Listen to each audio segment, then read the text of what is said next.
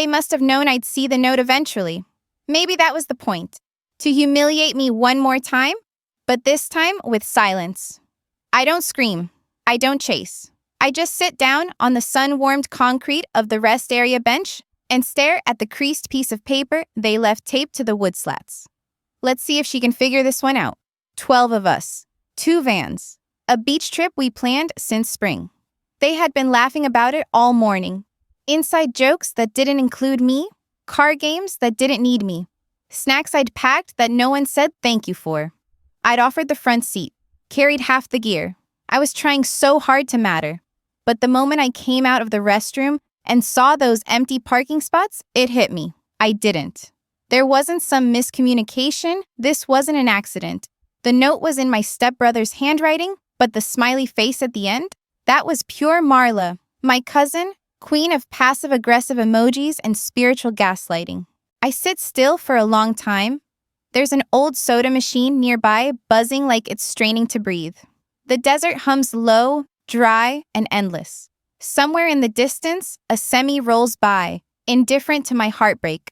If I'm being honest, the silence doesn't scare me. The laughter does. Because I know, in my gut, they were laughing when they left. When they buckled up. When someone said, "Let's just do it. She'll be fine." The worst part? I believed them. I believed I was fine. That my quiet meant I was okay. That not complaining made me agreeable. That silence was strength. I didn't roll my eyes. I didn't snap. I just watched the sunset out the van window while they made TikToks about me being such a vibe killer. And now, I'm 30 miles outside Lubbock, Texas. No wallet, no keys, no water, no ride. Just a crumpled note and the soft, cold realization that some families don't need fists to bruise you. Sometimes they just need a Sharpie and a cruel sense of humor. My name is Lark, and I didn't do anything wrong. If you're hearing this and any part of your chest aches like mine did, just type "listening" in the comments. Or tell me where you're watching from. That's how I'll know I'm not as invisible as they made me feel. And now, let me tell you everything.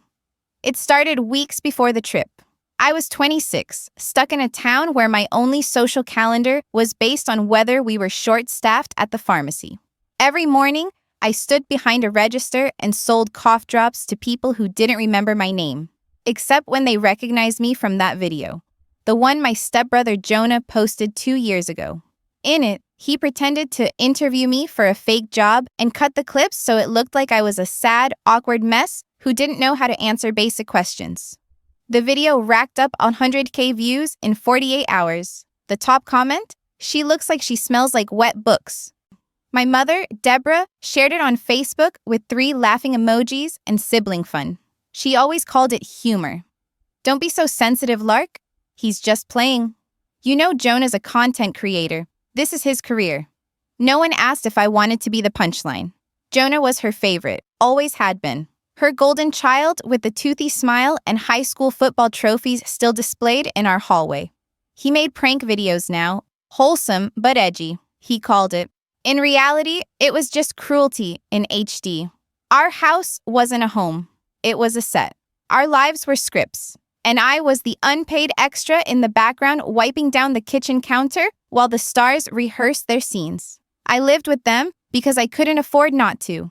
I'd tried to move out once after college, a sublet above a garage with paper-thin walls and a broken heater. But when I got laid off from the library job, I crawled back to Deborah's house like a cat in the rain. She welcomed me with warm soup and cold rules. You can stay, but you have to help around here. Helping meant full-time maid. Jonah never lifted a dish. But me? I vacuumed, cleaned, folded, smiled. And still, every time I spoke up, even a little, Deborah would sigh and say, "You're disrupting the peace, Lark. Just be easy." So I made myself easy. Small, manageable. I swallowed my words like pills. Smiled through holidays. Let them plan this beach trip and told myself it would be different. That maybe, finally, Jonah had grown up. That this time, they wouldn't make me the joke. On the drive down, I knew better. But I still stayed. Until that rest stop. Until that note. Until I realized I could either sit on this bench waiting to be rescued or I could stand up and walk away from a story that was never really mine to begin with. So I pick up the paper, fold it carefully, slide it into my coat pocket like a receipt for something I'll never return to, and I begin walking. There's no plan, no direction, just forward. Because even if I don't know where I'm going yet, I'm finally done begging to be taken with them. I walk for what feels like forever, shoes rubbing raw against my heels, the desert heat pressing down like it's trying to iron me into the pavement.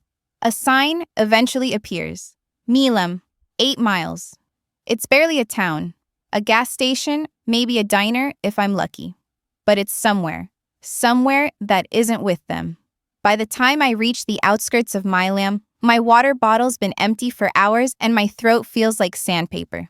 I duck into a rundown mini-mart with a buzzing fluorescent light and a clerk who doesn't even look up from his phone when I push open the door. I steal a glance at myself in the convex mirror near the ceiling. Sweat-soaked shirt, mascara smudged, hair plastered to my cheeks. Beautiful.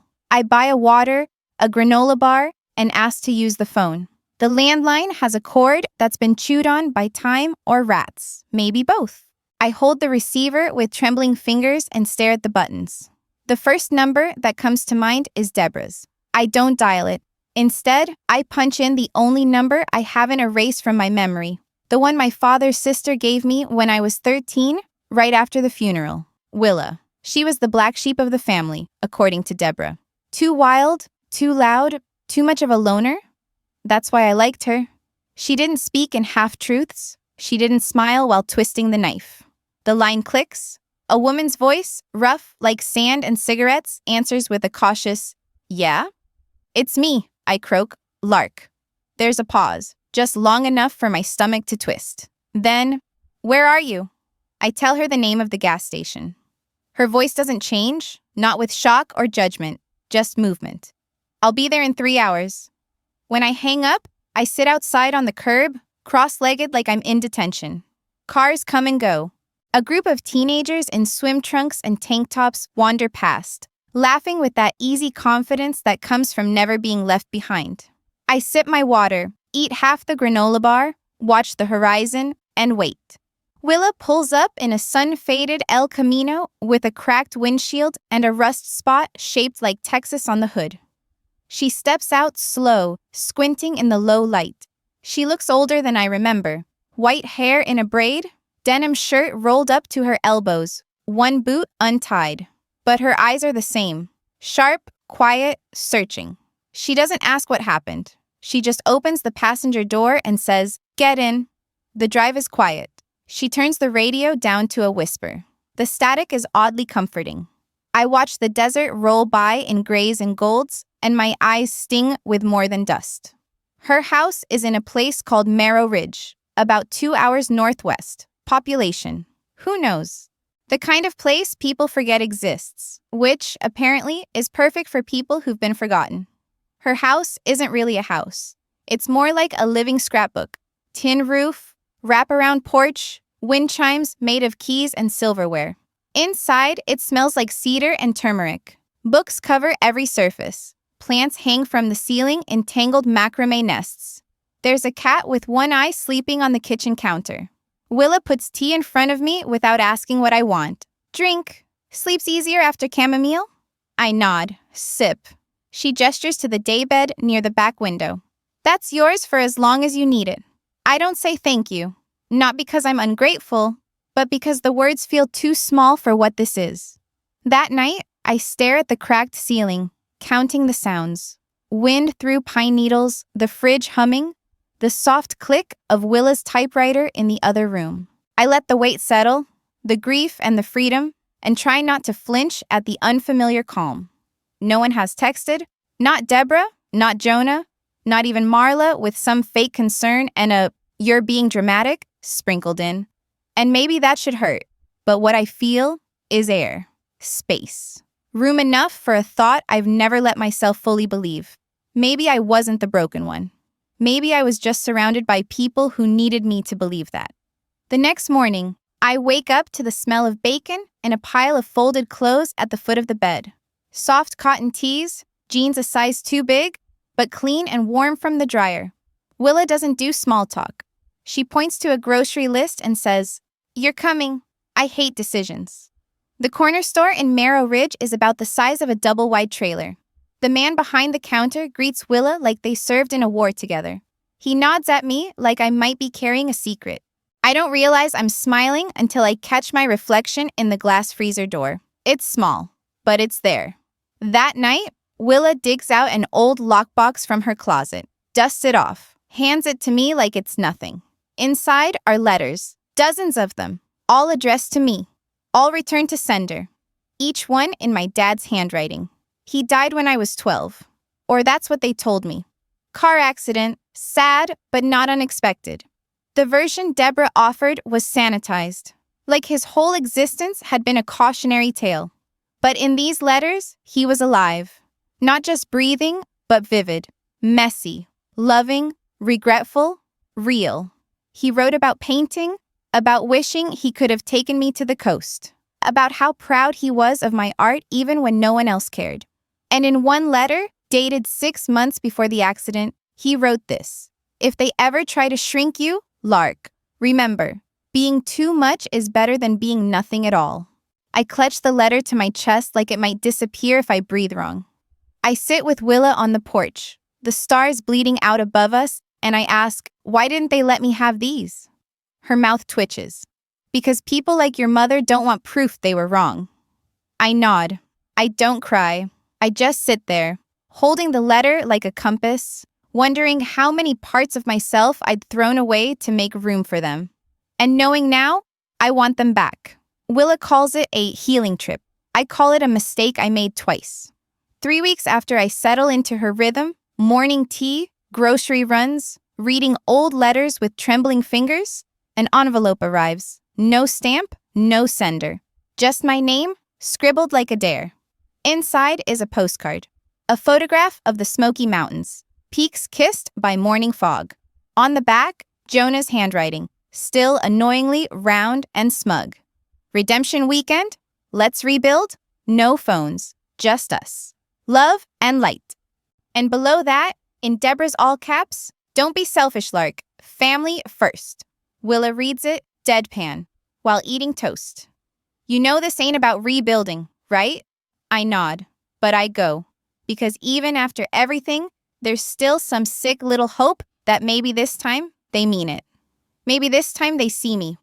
Willa drives me to the meeting point, a trailhead nestled deep in the Smokies, sun-speckled and steeped in silence. She doesn't ask if I'm sure, just hands me a compass and says, "If anything feels off, leave. Don't wait for proof. Trust that itch in your ribs." I hug her hard, breathing in cedar and something unnameable. Maybe faith, maybe sorrow. They're already waiting when I arrive. Jonah's in full performance mode. GoPro strapped to his chest, cargo pants that haven't seen dirt in years, and his new girlfriend Shelby, who calls me girl like it's a warning.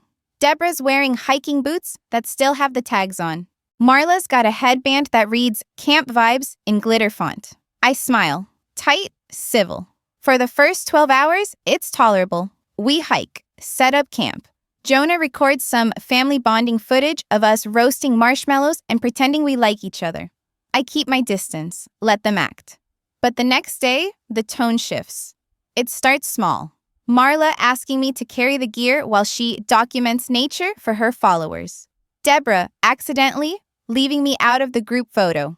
Jonah snapping at me when I mention how long the trail is. Then, at dinner, I catch Shelby whispering to Marla while staring at me.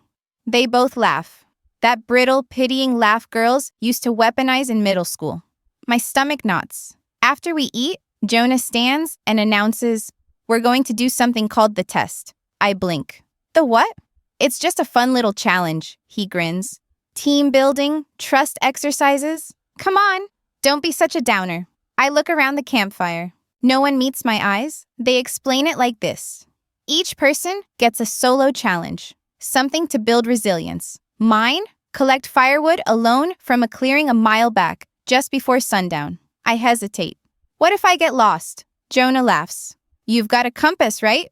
Deborah adds, stop making things dramatic. I glance at the trees, tall, dark, swaying slightly in the evening breeze. I hear Willa in my head. Trust the itch in your ribs, but I go anyway. Because I want to believe them. Because part of me still thinks if I pass their test, I'll finally belong. The clearing is real. The firewood is real. What isn't real? The campsite when I return?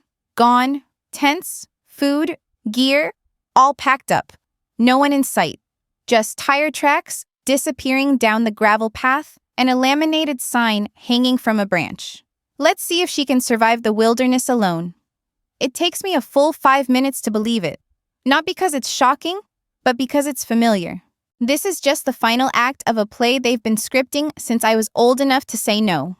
I look down and see something glinting in the grass. Shelby's lip gloss, a brand new tube with the cap off. She dropped it on purpose, just like the last time.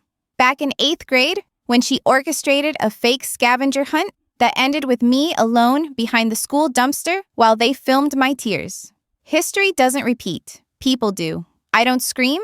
I don't chase after them. I sit on a stump, flashlight in my lap, staring up at the darkening trees. And I whisper, not this time. That night, the Smoky Mountains hum around me.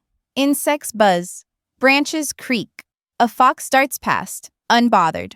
I chew the last of a protein bar I stashed in my coat and pull my jacket tighter.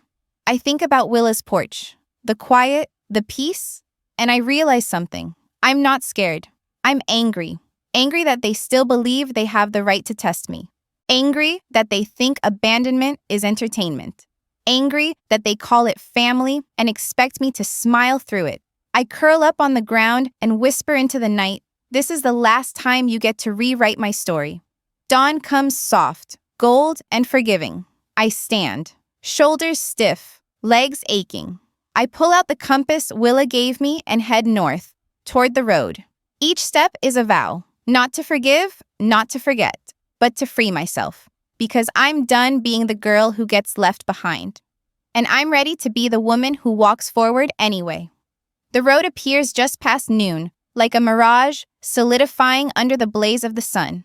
Gravel crunches under my boots. Willa's old pair, a half size too big, stuffed with socks. My legs tremble with every step, but I don't stop. I won't. At the bend near a creek bed, I spot movement. A red rig idling in the distance, its shadow long and shivering in the heat. I raise my hand, more instinct than strategy, and the truck slows. Air brakes hiss. Dust swirls. The window rolls down. Need a lift? A voice calls out. The driver is a black woman in her 60s with wraparound sunglasses and silver dreadlocks. She studies me with zero alarm, just a steady, measured kind of curiosity. I nod. Please. Name's Hank, she says, jerking her thumb toward the passenger door. Short for Henrietta. Don't let the boots fool you. I climb in. Inside smells like peppermint oil and coffee grounds. A dream catcher swings gently from the rear view. The dashboard is decorated with cracked bobbleheads and faded post-it notes. Some with phone numbers, others with quotes in all caps like, they don't get to define you. Hank hands me a bottle of water, cold and sweating. Looks like you walked through hell, she says. I did, I reply. But it didn't stick. We drive in silence for a few minutes.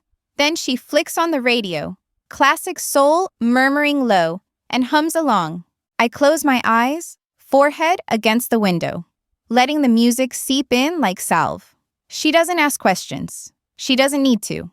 It's in the way I sit, rigid, cracked open, bracing against invisible blows. She's seen it before.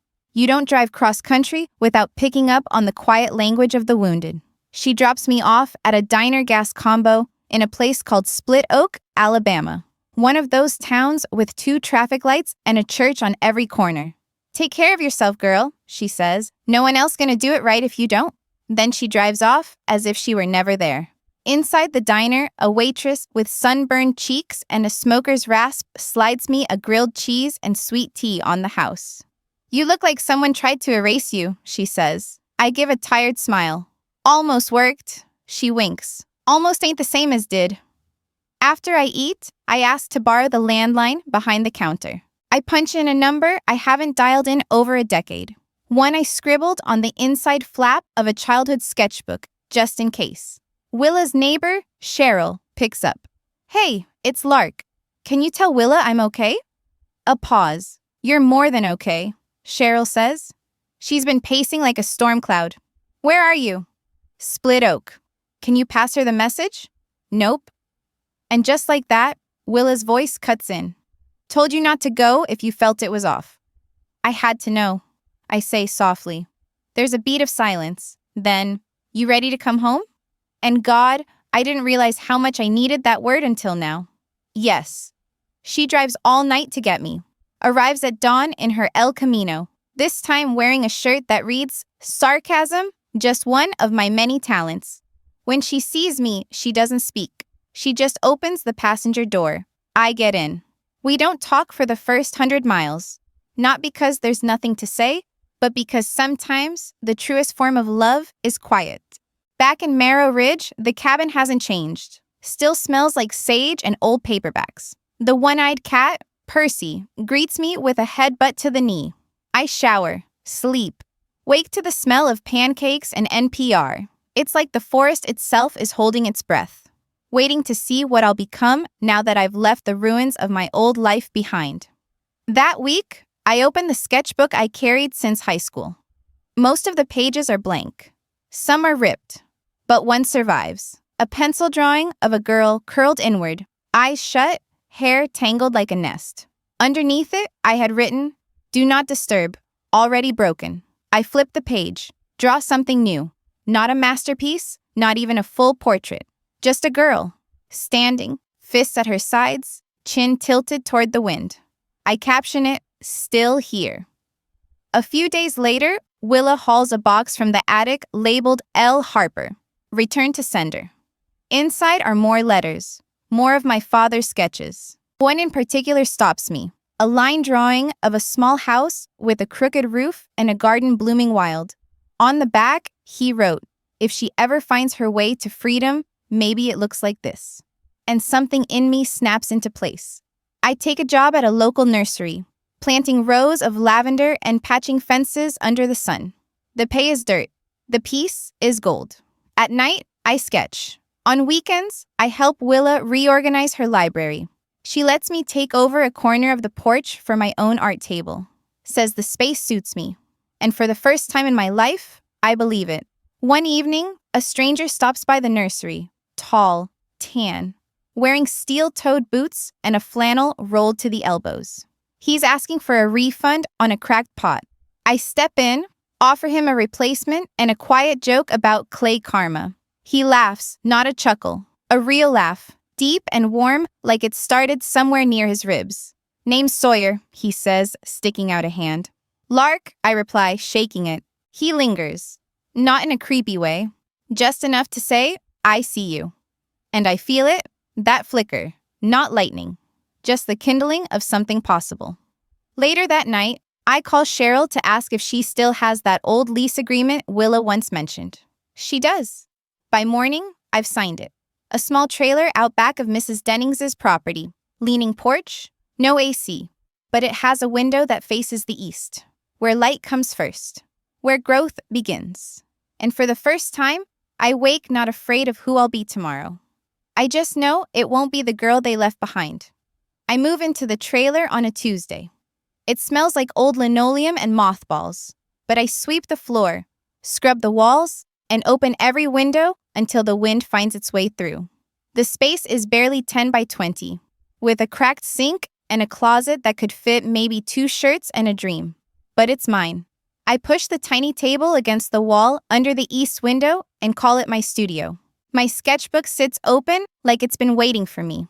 I sharpen my pencil slowly, reverently, like I'm waking up something that forgot it knew how to breathe.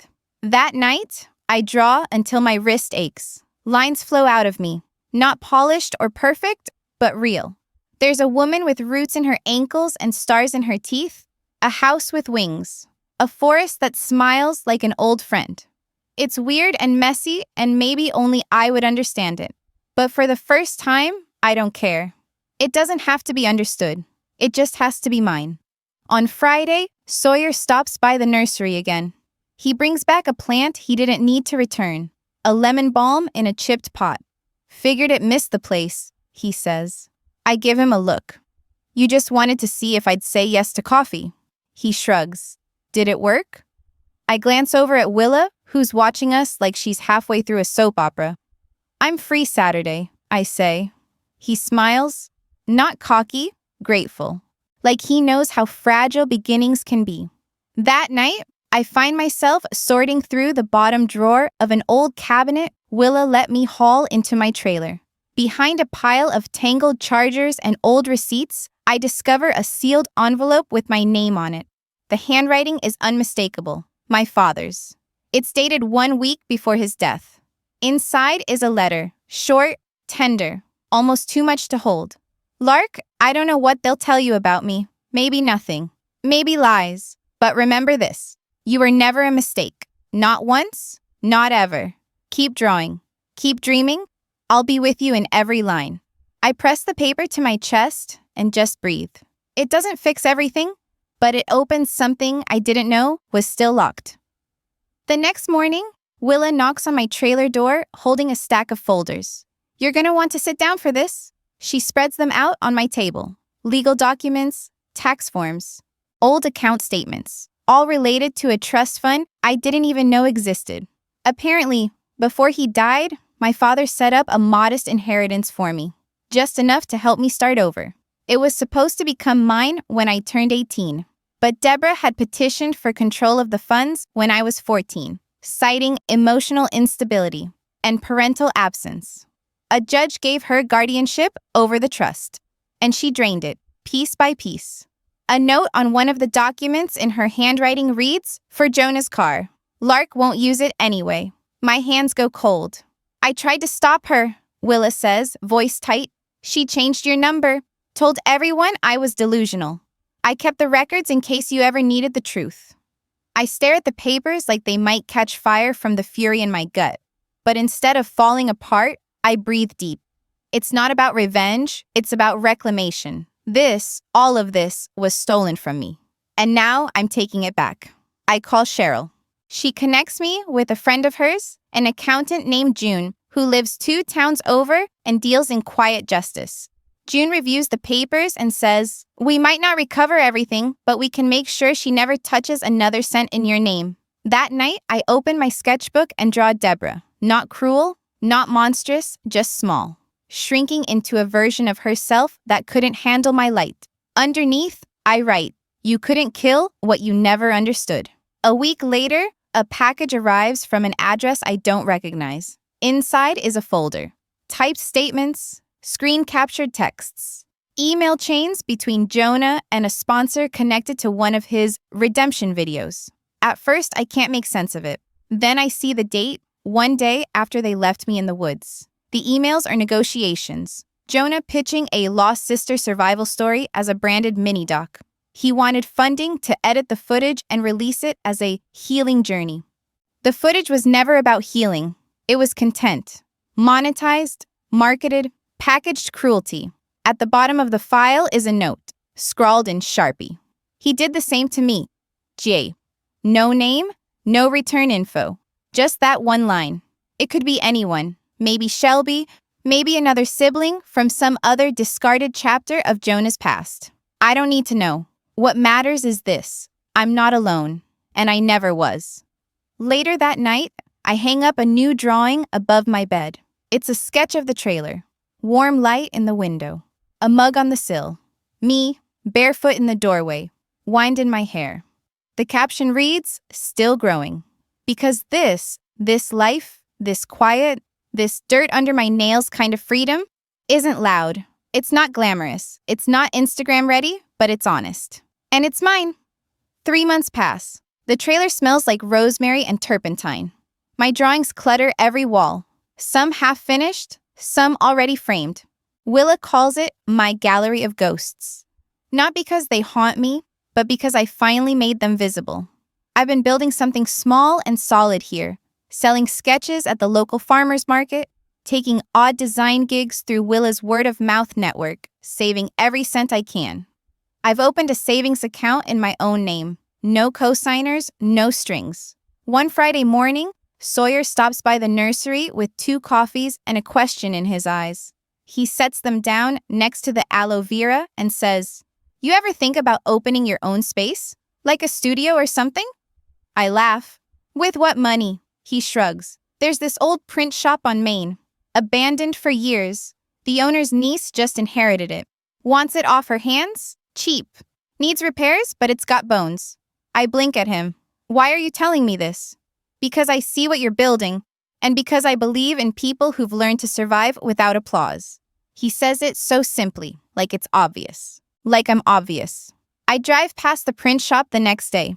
The windows are dusty, the door rusted, the sign out front barely legible. But there's a skylight, and the light, it floods the inside like it's been waiting for someone to return. That night, I get an email. Subject line: "We need you." From Deborah.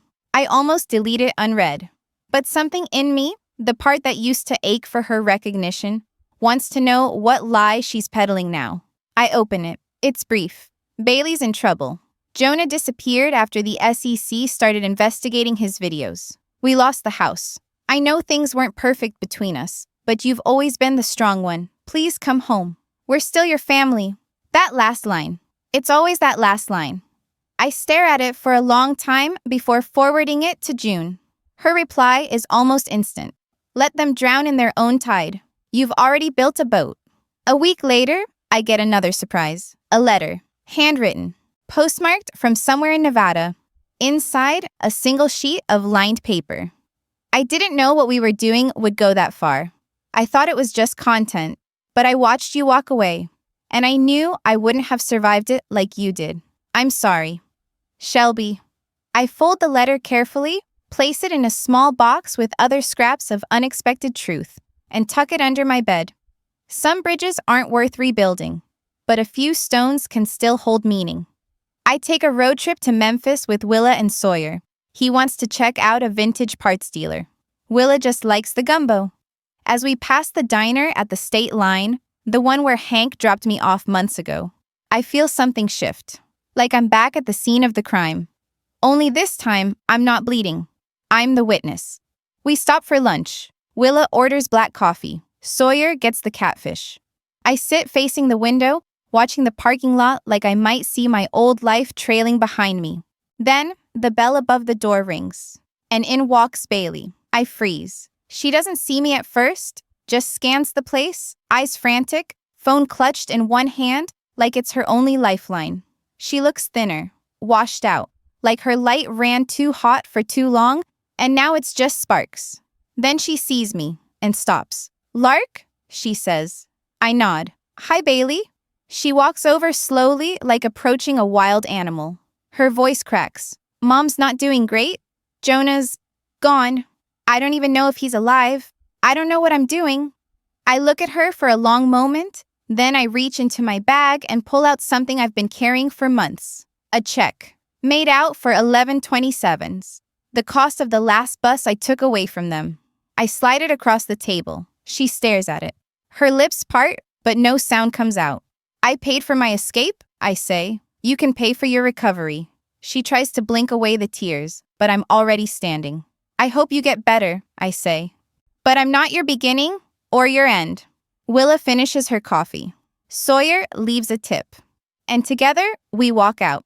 That night, in the quiet of the print shop to be, I pin a new sketch to the wall. A girl, barefoot, standing at a fork in the woods. One path behind her, burned black. The other, wild and winding. She's walking forward, hair tangled, shoulders steady. I write underneath, "Let them watch me rise."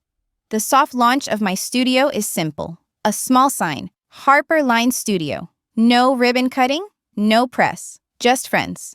Willa brings muffins. Sawyer hangs the lights.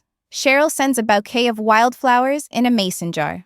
Even Hank drives up from wherever she was, parking her rig right out front and buying the first print I ever sold.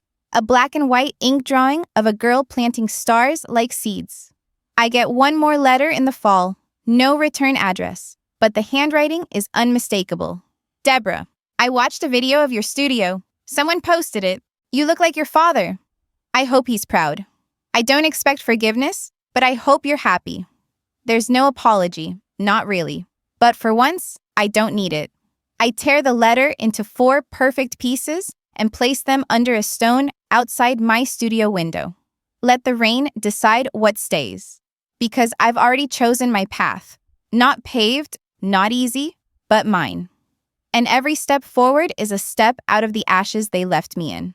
Winter hits late in Marrow Ridge, but when it comes, it blankets everything in silence. Soft, white, and unfamiliar. My trailer groans in the cold. The pipes moan, but I stay warm. I've learned how to line the windows with old quilts, how to keep the kettle full and humming. Willa teaches me how to knit, though I mostly just tangle yarn and curse under my breath. She laughs like a woman who's forgotten how to be bitter. Sawyer starts leaving early in the mornings before dawn to work at a nearby mill. Sometimes he stops by after his shift, covered in sawdust and warmth. He never expects anything, never asks me to perform or apologize. He just exists beside me like a quiet flame, steady, safe, and real. The studio thrives in its own strange rhythm. Local kids come by after school to doodle on scrap paper. Retirees stop in to sip tea and accidentally commission portraits of their cats. I teach a few community classes, nothing formal. Just how to hold a pencil like it matters. How to shade emotion into a face. How to be kind to your own lines. One day, a girl named Bree shows up. 14. Quiet. Hair like a curtain. She doesn't talk much, but her drawings, they scream. Girls with wings, girls with swords. Girls climbing out of broken mirrors. I ask her once what they mean. She shrugs. My stepdad says I'm too dramatic. I nod gently. Mine said that too. She looks at me like she's seeing something unexpected. Hope, maybe. I give her a corner of the studio to call her own. Stock it with pencils and hope. And she stays. Sometimes that's all people need. To know there's a place that won't swallow them. In April, we hold a community art show. Nothing fancy. Just folding chairs and string lights. Cookies from Cheryl's niece. And Sawyer's old record player spinning Sam Cooke in the background. People walk the studio with wine in chipped mugs, pointing at sketches like they've discovered treasure. Bree's series, a triptych called Becoming Braver, gets the most attention. She sells all 3 pieces. When I hand her the envelope with her share, she clutches it like it's oxygen. You earned this, I say. She shakes her head. You gave me the space. That's not giving, I say. That's trust. You filled it with who you are. She hugs me. The tight, terrified kind of hug that means thank you for not giving up on me before I could show you who I was. And I cry for her, for me, for every version of us that sat alone in the dark, thinking no one would ever see us. The next morning, I drive out to the spot where they left me. The Smokies are greener now, thick with spring. The trail has changed. New signs, cleared brush, a paved section near the rest area. But the clearing? It's still there. A little quieter, a little softer. I kneel in the same spot I once sat, alone and shaking, and I scatter something across the soil. Not flowers, letters, pieces of the past I no longer need to carry. Photocopies of that email.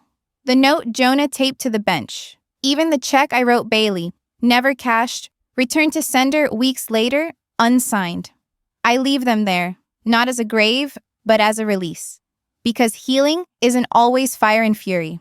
Sometimes it's just putting something down and choosing not to pick it back up. Sawyer meets me back at the truck. Doesn't say a word. Just opens the passenger door and waits. We drive in silence for a while. Then, just before we hit the main road, he glances over. You okay? I take a deep breath. Feel it expand behind my ribs. Yeah, I say. I really am. A few months later, I get a letter postmarked from Oregon. It's a photograph. A restored sketchbook. My sketchbook. The one Jonah tore apart when we were 17, and I tried to draw a self-portrait for art class. Every page has been taped back together, laminated, edges smoothed like someone cared about keeping it whole. No note, no name, just the book. I don't know who sent it. Maybe Shelby. Maybe Bree found a way to track it down. Maybe some corner of Jonah still held a sliver of guilt. It doesn't matter. I place it on the shelf in the studio, under a small plaque that reads, Harper Line Foundation is for girls who outgrew their silence. We launch it that fall. A micro-grant program for creative teens escaping toxic homes, schools, or systems. Not to fix them, not to rescue, just to believe in them. To see them before they see themselves. In the final scene of this life, I'm barefoot on the beach. Because yes, I made it to the coast eventually. Not the one from our family trip, not that cursed stretch of curated selfies and invisible bruises. This one's wilder. The Pacific, roaring like it has something to say. Sawyer walks ahead, tossing driftwood for a shaggy rescue dog named Myrtle. Will is back at the rental cabin, reading a spy novel and pretending not to wait for dinner. I sketch with my feet in the water, just lines, no plans. And I think they thought leaving me behind would break me. But all it really did was set me free.